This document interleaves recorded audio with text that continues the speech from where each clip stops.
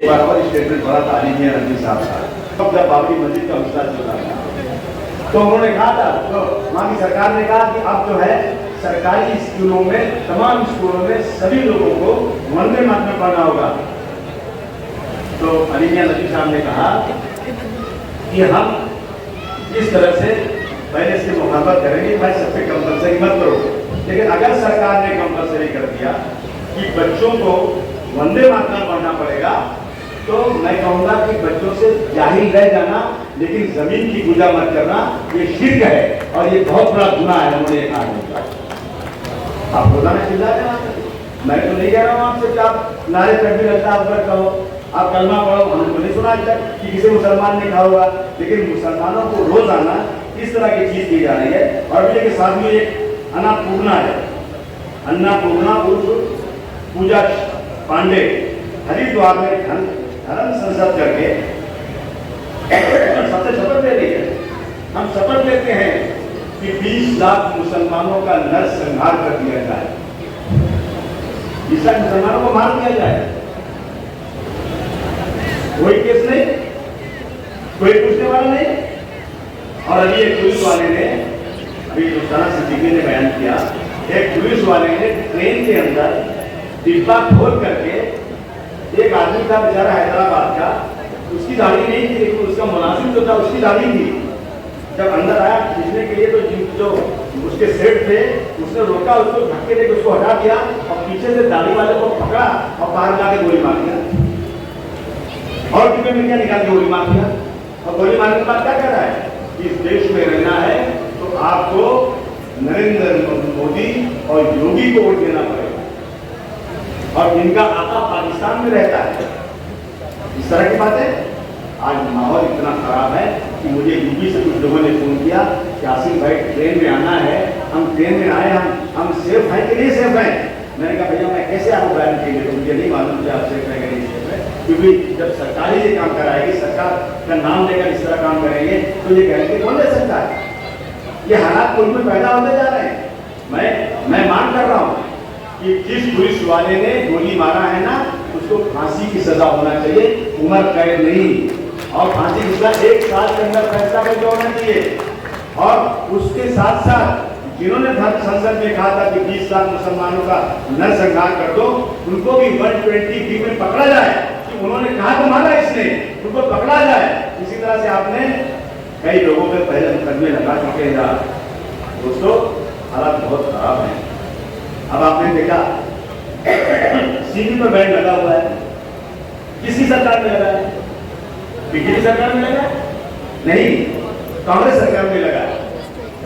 और सीधी पे बैंड लगा ना तो उसका मुकदमा चला। दिल्ली में एक अदालत ने हाई कोर्ट में फैसला किया कि सीधी के खिलाफ प्रोसिक्यूशन ने, पुलिस ने, सरकार ने कोई सबूत नहीं पेश किया कि मैं इसके खिलाफ और आगे बैंड लगा सकूं। मैं बहुत ही ताकत के साथ ये फैसला लेती हूं कि आज से सिमी का बैंड उठाया जाए कि इसके खिलाफ आतंकवाद का या ऐसा कोई मुकदमा आज तक प्रूव नहीं हुआ। मैं तालियां बजाएं, मैं सिमी का नहीं हूं, लेकिन सिमी के लड़के कुछ काम कर रहे थे, उनको जेल में भेज दिया गया। और उसके बाद 15 घंटों के अंदर कांग्रेस सरकार ने तुरंत जाकर के सुप्रीम कोर्ट से में डाल दिया अपील में, और ठंडे बस्ते में केस पड़ा हुआ, आज तक उसके ऊपर इसलिए हटा नहीं। आखिरी अदालत है, वहां भी हट जाएगा इससे तो ये फ्री हो जाएंगे, ये नहीं फ्री हो सकते। मैं पूछूं, अगर आपको याद होगा तो 1992 में 1993 में बाबरी मस्जिद पे जब केस चल रहा था, जब डिमोलिशन हुआ, उसके बाद आरएसएस तो बैंड लग गया था और सरकार किसी कांग्रेस की थी। जब बैंड लग गया तो वो लोग हाई कोर्ट गए और हाई कोर्ट ने कहा कि जो बैंड लगा है वो गैर कानूनी है, उसको उठा दिया जाए। उसी वक्त कांग्रेस पार्टी और तमाम लोगों ने तालियां बजाकर स्वागत किया और उसके खिलाफ सुप्रीम कोर्ट में गए। कोई पूछने वाला है कि तुम सिमी के खिलाफ सुप्रीम कोर्ट से स्टे लिए और तुम जो है आरएसएस के खिलाफ सुप्रीम कोर्ट से स्टे क्यों नहीं लेते? ये हालत देश की है, कोई पूछने वाला नहीं है आज देश के अंदर। एक पूना वाला आपका पूना वाले ने एक लड़की को काट के पुलिस में डाल दिया और दिखाया जा रहा है कि देखो रात को उसका बॉडी लेकर जा रहा है, जंगल में कर रहा है। पूरे मुल्क में हाहाकार मच गया। क्यों? कि आपका पूना वाला मुसलमान नाम है, कोरोना बन गया। लेकिन जब इंक्वायरी हुई ना तो आपका पूना वाला मुसलमान नहीं था, वो पारसी था। और पूरे प्रदेश में महाराष्ट्र के सारे जिलों में गेरुआ कपड़ा बांध करके एक एक जगह पर ये लोग सकल हिंदू समाज आक्रोश रैली, सकल हिंदू समाज आक्रोश रैली, यानी पूरे हिंदू समाज की आक्रोश रैली किसके खिलाफ। मैंने पूछा, मैंने होम मिनिस्टर साहब से कहा कि साहब ये आक्रोश रैली किसके खिलाफ हो रही है? मैं समझता हूँ सिर्फ मुसलमानों के खिलाफ है। बुलाओ उनको, मुस्लिम समाज के लोग बैठ के आंख में आंख डालकर बात करेंगे कि आक्रोश हमको होना चाहिए तुम्हारे खिलाफ, तुम्हें हमारे खिलाफ कैसे आक्रोश कर सकते हो? लेकिन कोई पूछने को तैयार नहीं, कोई पूछने को तैयार नहीं। ये हालात देश में आज है। आपको याद होगा मालेगांव में ब्लास्ट हुआ था, 32 लोग शबे बारात के दिन कब्रिस्तान में फातिहा पढ़ने गए थे, बच्चे उंगलियां पकड़ गए थे वहां पर। उस दिन अल्लाह ताला कहता है कि मैं आज पहले आसमान पर आता हूं, मांगो मुझसे जो मांगा है। इसी उम्मीद से सब गए थे कब्रिस्तान में दुआ करने के लिए। बम ब्लास्ट हो गया, 32 लोग शहीद हो गए। बच्चों के, छोटे छोटे बच्चों के बदन के टुकड़े हवा में उड़ गए। गिरफ्तारी किसकी हुई? सब मुसलमानों। मुझे बता दो आप कि मस्जिद में शबे बारात के दिन ब्लास्ट हो और मुसलमान करेंगे ना?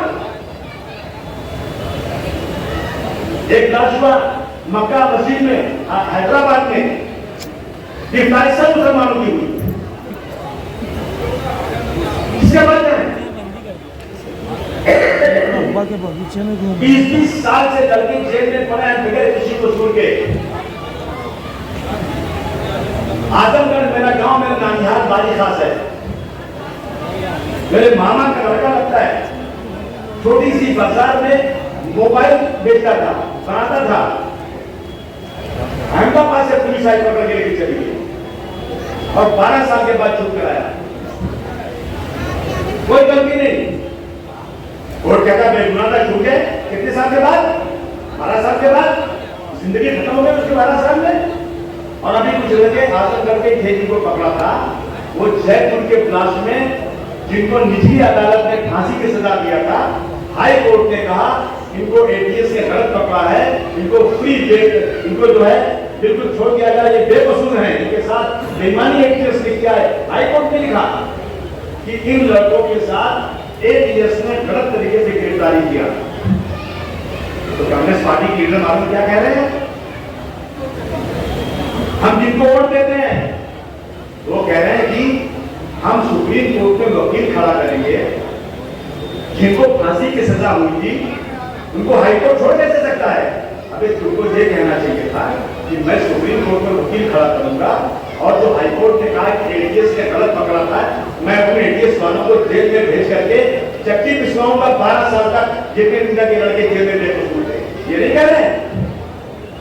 ये हालात देश में हो रहे हैं, तो आज हमें निकल के आना पड़ा आपके पास। अच्छा मुझे बताओ, आप लोग एक अपना दिल्ली में लड़के पकड़े गए थे पोखरा में, याद है कि नहीं किसी को? दिल्ली वाला किस्सा याद है कि नहीं याद है? हमारी क्या डिमांड थी कि एक बार सीबीआई की इंक्वायरी करवाओ, दूध का दूध पानी का पानी हो जाए। खुदा की कसम आज तक इंक्वायरी नहीं हुई, आज तक नहीं हुई इंक्वायरी। लेकिन मैं समाजवादी पार्टी की बात क्यों करता हूं? मैं आपके पास क्यों आया हूं कि पूरी मिल्लत जमात उलमा हिंद, जमात इस्लामी, रज़ा अकेडमी, तबलीगी जमात, जितने लोग सब डिमांड कर रहे थे दिल्ली के बाद इसकी सीबीआई इंक्वायरी करवा दो। हम नहीं कह रहे कसूरवार है कि नहीं कसूरवार है, सिर्फ सीबीआई इंक्वायरी करवा दो। आज तक सीबीआई इंक्वायरी नहीं हुई। और अगर आपने देखा होगा, मैं अपने शहादत की तारीफ क्यों करता हूं? एक आदमी इलाहाबाद के पास जहां राजा भैया का गांव है, वहां पर एक आदमी जो उसका नाम था, देखो क्या नाम था? नहीं जियाउल हक को झगड़े में गए तो गोली मार दिया किसी ने। उनकी बेईमानी कहा कि ये गोली मारने वाला समाजवादी पार्टी का मिनिस्टर है जिसने मारवाया, उसका नाम है राजा भैया। ये समाजवादी पार्टी के मिनिस्टर ने किया। अखिलेश यादव ने कहा मैं इसकी इंक्वायरी करवा देता हूँ। कहा नहीं, आप अगर इंक्वायरी करवाओगे तो आपकी सरकार बेईमानी करेगी, क्योंकि आपके मिनिस्टर के ऊपर इल्जाम है। तो क्या चाहती हूँ? क्या ये सीबीआई से इंक्वायरी करवाओ? मुझे क्योंकि सरकार पे भरोसा नहीं है। अखिलेश यादव ने कहा ठीक है, तो मुझे एक लेटर दे दो, तुम्हारी डिमांड ही है, मैं सीबीआई से इंक्वायरी करवा देता हूँ। और यकीन जानिए, एक आदमी की मौत पर, जियाउल हक की मौत पर अखिलेश यादव ने सीबीआई की इंक्वायरी स्टेट किया और राजा भैया को निकाल के बाहर कर दिया। जब तक तुम सीबीआई इंक्वायरी से बेकसूर नहीं होगे, उस वक्त तक तुमको पार्टी में कोई पोस्ट नहीं होगा। तालियां बजाकर स्वागत कीजिए इस बात का आप लोग। कितना बड़ा काम। और जब 6 महीने हो गए, इंक्वायरी हो गई और जब कसूर उनका साबित नहीं हुआ, तब अखिलेश यादव को दोबारा मंत्री बनाया। यह हर दौर देश में आए और कोई सुनने को तैयार नहीं है। इसलिए दोस्तों, हम आपसे बात करना चाहते हैं। अफसोस इस बात का है कि इतनी मेहनत करो, इतना भाग दौड़ करो, लोग साथ नहीं देते। तो मैं एक शेर पढ़ता हूँ बार-बार, आसिफ भाई ये जुल्म हो रहा है, ये हो रहा है, और जब काम करने जाओ ना तो पीछे से कुछ लोग काम खींचने लगते हैं। अफसोस होता है। अजीब लोग हैं, पहले हवाएं मांगते हैं। अजीब लोग हैं, पहले हवाएं मांगते हैं, और जब हवा चले तो हवा से पनाही मांगते हैं। अजीब लोग हैं, पहले हवाएं मांगते हैं, जब हवा चले तो हवा से पनाही मांगते हैं। चिराग खुद ही बुझाते हैं अपने दामन से, चिराग खुद ही बुझाते हैं अपने दामन से, और जब चिराग बुझने लगे तो दुआएं मांगते हैं। मौलाना अब्दुल कलाम आजाद साहब ने कोट किया था, मैं आपको सुनने कोट कर रहा था। 10,000 साल नहीं बल्कि 10 लाख साल और मजीद कायम हो। 10,000 नहीं बल्कि 10 लाख साल और मजीद दुनिया रहे तो मुस्लिम कौम अपने रहनुमाओं के खिलाफ बदगुमानी दूर नहीं, कुछ न कुछ दिखाते। अफसोस है, हमला हो रहा है इमारत पे, हमला हो रहा है इमारत पर, और हम नादानों ने इमारत के ऊपर अपने फ्लैग बनाकर रखे हैं। एक पर शिया, एक पर सुन्नी, एक पर देवबंदी, एक पर बरेलवी, एक पर यूपी, एक पर मराठी, और एक पर अंसारी, एक पर पठान। हमला हो रहा है बिल्डिंग पे, हमला हुआ इमारत पे, और हमने उन बिल्डिंगों पर तख्ती लगाकर हम उन बिल्डिंगों की तरफ, हम उन फ्लैग को संभाल रहे हैं जिसपे हमने शिया, सुन्नी, देवबंदी, बरेलवी किया। हम इमारत की तरफ नहीं देख रहे हैं। अगर हमला होगा, इमारत चली जाएगी तो फ्लैट रहेगा क्या? नहीं रहेगा फ्लैट। पहले तय करोगे कि मैं इस इमारत को जिससे हमला हो रहा है ना, शीशा पिलाई दीवार की तरह मजबूत कर दूंगा। कोई माइक अगर इस इमारत की तरफ आप उठाकर देखने जाता है, जब ये इमारत मजबूत हो जाएगी ना तो तुमको मुबारक, तुमको जो करना करो, लेकिन पहले इस इमारत देखभाल करो। इसलिए आपके पास चला जाए बात करने के लिए। मुझे आज जो है ना, मुमरा के अंदर समाजवादी पार्टी को मजबूत करना है, मेरे लिए नहीं। मैं कहूँगा कि मैं बहुत मजबूत बात करेगा कि एक बहुत बड़ी बात कर रहा है, ऐसा नहीं है। मैं अपनी कौम और मिल्लत के लिए आपसे हाथ जोड़कर निवेदन करना चाहता हूँ, गुजारिश करना चाहता हूँ। एक हो जाए तो बन सकते हैं खुर्शीद मुबीन, एक हो जाए तो बन सकते हैं खुर्शीद मुबीन, वरना इन बिखरे हुए तारों से क्या बात करें? हमारी तादाद स्कूल में कितनी है? हम 25 करोड़ बोलते हैं, कोई 30 करोड़ बोलता है। हमारा नेता कौन है देश में? हम किसकी बात सुनते हैं? नहीं सुनते हैं किसी की बात। हम सिर्फ वो काम करते हैं जो हमें अच्छा लगता है। और क्या होता है, हम इलेक्शन लड़ने जाते हैं। यूपी में क्या हुआ? अभी यूपी में इलेक्शन हुआ तो हम लोग जो है ना, कहीं 200 वोट से हार गए, कहीं 300 वोट से हार गए, कहीं 1000 वोट से हार गए। अगर आप बोल रहे ना तो 5000 से नीचे हम 100 सीट से ज्यादा हार गए। बुरा लगेगा कुछ लोगों को, कुछ लोग बुरा मानेंगे, लेकिन सच्चाई यह है कि मेरा 100 किलो का दूध, आपके पास एक कतरा लेमू है, आप मेरे दूध के कतरा लेमू डाल करके तालियां बजाते हो और बीजेपी को बहुत मदद करते हो। ये सच्चाई है। मैं हमेशा कोट करता हूँ, हम कबड्डी खेलते हैं ना, कबड्डी कबड्डी कबड्डी कबड्डी कबड्डी करते आते हैं ना, जो पाला होता लाइन होती है ना, उसको पकड़ने वाले होते हैं, वही सुध बाकी रहता है और मेरी सांस टूट जाती है। तो मुझे इतना अफसोस होता है, यार अगर मैं थोड़ा सा आगे गया होता ना तो मैं आज जीत गया होता और मुझे इनाम मिला। मैं 3 लाख वोट ले रहा हूँ, मैं 2.5 लाख वोट ले रहा हूँ और मेरा एक भाई शाम को सूरज डूबने के बाद बीजेपी के दफ्तर में पर्दे के पीछे जाता है और कहता है कि भाई मुझे कुछ पैसे दे दो, मैं तुमको जितवा दूंगा। बीजेपी वाले उसको जो है हलवा पूरी खिलाते हैं, कहा बेटा बैठ जा, ले 10 लाख रुपया फार्म भर दे, ले 5 लाख रुपया फार्म भर दे। ये सब फार्म भर देते हैं 5, 10, 15। कौन है वो? मेरे भाई। किस वक्त बराबर बात कर रहे हैं अपनी कौम को? पहचानिए इनको जरा, पहचानिए। वक्त बहुत खराब है और ये 200, 500, 1000, 2000 वोट लेकर के ना बीजेपी के वोट में बैठे हुए हैं। हम 3 लाख वोट लेके हार रहे हैं, हम 4 लाख वोट लेके हार रहे हैं और कहते हैं अखिलेश यादव ने क्या करने क्या किया। अभी मैं गया था यहाँ दुनिया में 2 बार फसाद हुआ, 2008 में और 2013 में 6 मुसलमान मारे गए, एक बार 4 मुसलमान मारे गए। और ये जो है हमारे चीफ मिनिस्टर कौन, तो अपना नहीं जो पहले थे अपना कांग्रेस वाले, हाँ कौन चौहान, हाँ पृथ्वीराज चौहान, मैं इनका नाम ही नहीं याद रखता यार। पृथ्वीराज चौहान गए वहां पर, उन्होंने क्या कहा उन्होंने कि जो लोग मरे हैं ना उनको 6-6 लाख रुपया दिया जाएगा, जो घायल हुए हैं ना उनको 3 लाख दिया जाएगा, जिनको कम चोट लगी अस्पताल में उनको 50,000 दिया जाएगा। हमने कहा जाकर सब रख दिया। कलेक्टर ने कहा 1 रुपया नहीं दिया जाएगा। क्यों? क्योंकि पुलिस ने मारा है। अगर ये पैसा गिर दिया जाएगा तो ये होगा कि पुलिस ने गलत मारा है, पुलिस पे केस हो जाएगा। 1 रुपया चीफ मिनिस्टर के बोले नहीं दिया, 1 रुपया नहीं मिला।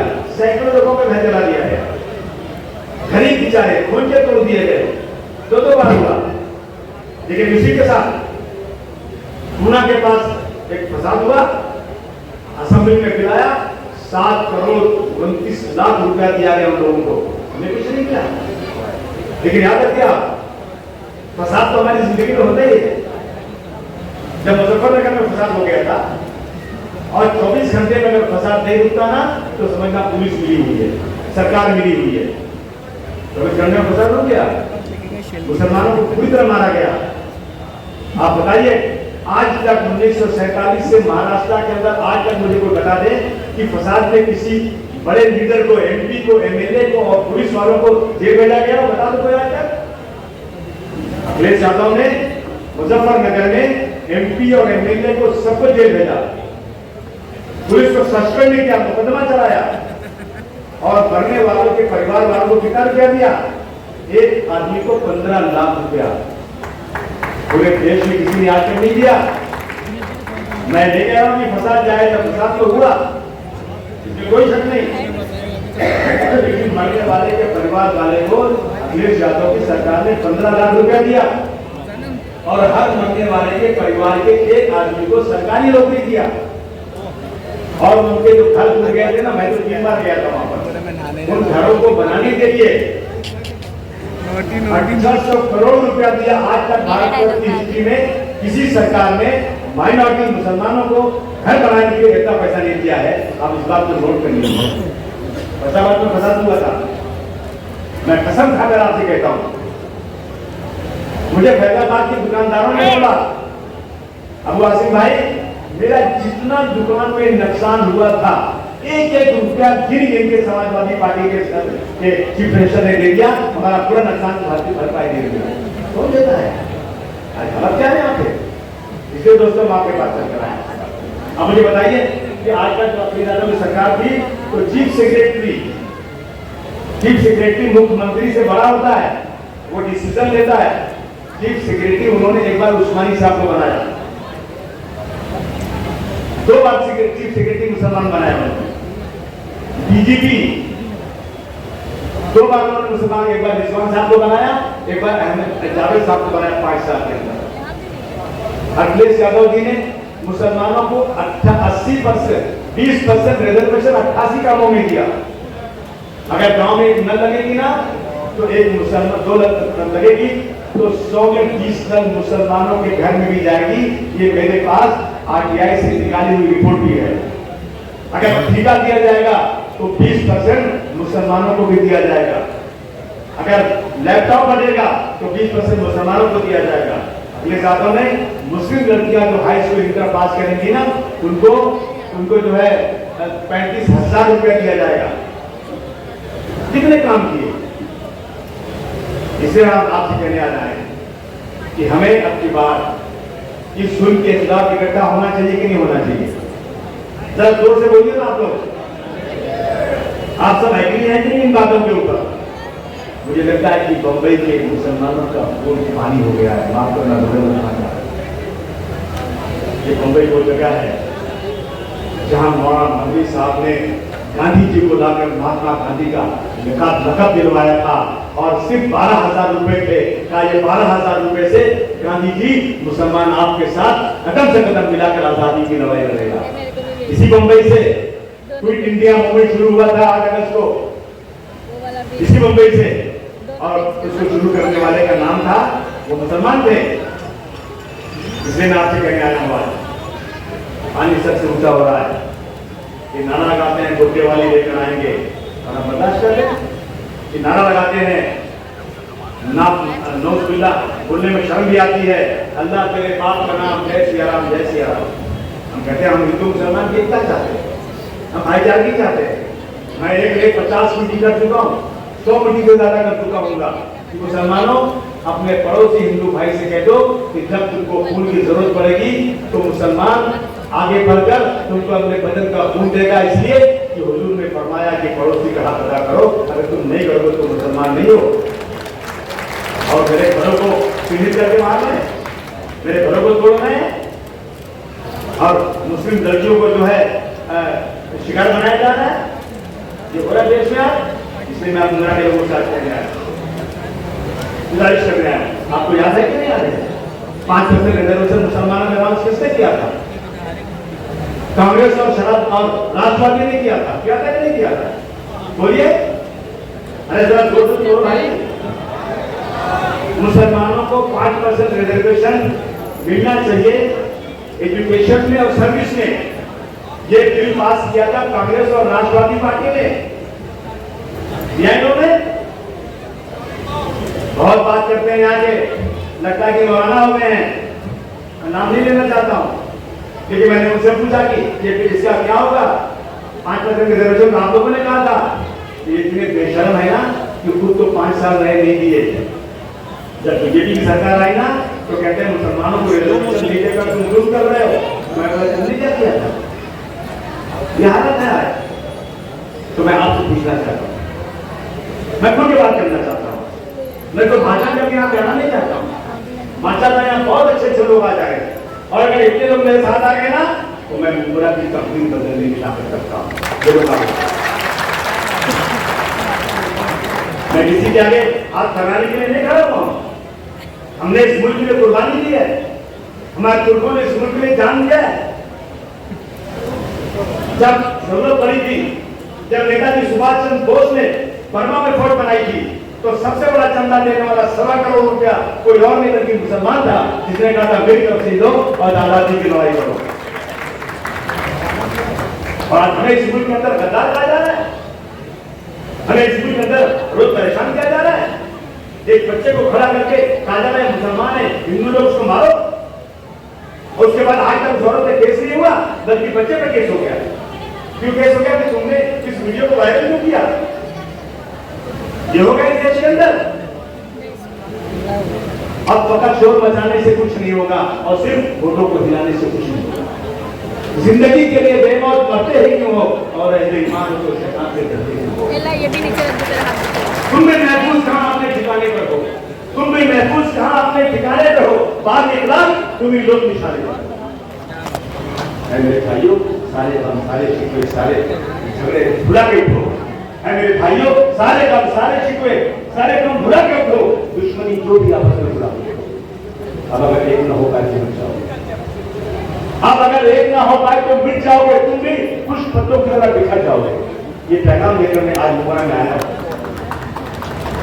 वो अब्दुल्ला सिंह जिसने जिंदगी में किसी हाथ नहीं जोड़ा, मैं अपनी कौम के सामने हाथ जोड़कर एक ताकत की ये ठीक मेरे लिए नहीं, मेरी कौम जिसने स्कूल को आजादी में बहुत बड़ा काम किया, आज उसके साथ बहुत नाइंसाफी हो गई। याद रखिए 2 अक्टूबर 1923 को 2023 को 2 अक्टूबर लिख लीजिए। मैंने तमाम संगठन को बुलाया, मुमरा क्या हो, चाहे पूरे महाराष्ट्र के जितने भी संगठन हो, मैं सबसे गुजारिश कर रहा हूँ। लोग कह रहे हैं कि मुंबई के लोग क्या सो गए हैं क्या, मुंबई के लोगों को शर्म नहीं आती है क्या? इस बात के ऊपर मैंने 2 अक्टूबर आने वाले 2 अक्टूबर गांधी जयंती के मौके पर हमने एक इंसाफ रैली का इनेकाद किया है और वो रैली हिंदी बाजार के जैसे हॉस्पिटल के पास से निकलेगी और ब्रिज से पार करके जाकर 1 लाख आदमी जमा करना है और सरकार से कहेगी कि इस मुल्क के अंदर हेट स्पीच बंद करो। हुजूर सल्लल्लाहु अलैहि वसल्लम हो या कोई बड़ा नेता हो या कोई बड़ा जो है देवता हो, इसके खिलाफ अगर किसी ने एक लफ्ज निकाला तो उसको टेलीविजन के कानून में जेल में बंद करो और 5 साल तक इसकी जमानत न होने पाए। ये हमारी डिमांड है। आप आएंगे कि नहीं आएंगे? ये मैं रैली करूँ कि नहीं करूँ? ये सोच जरूरी आप एक ही आदमी माना बंद कर देना,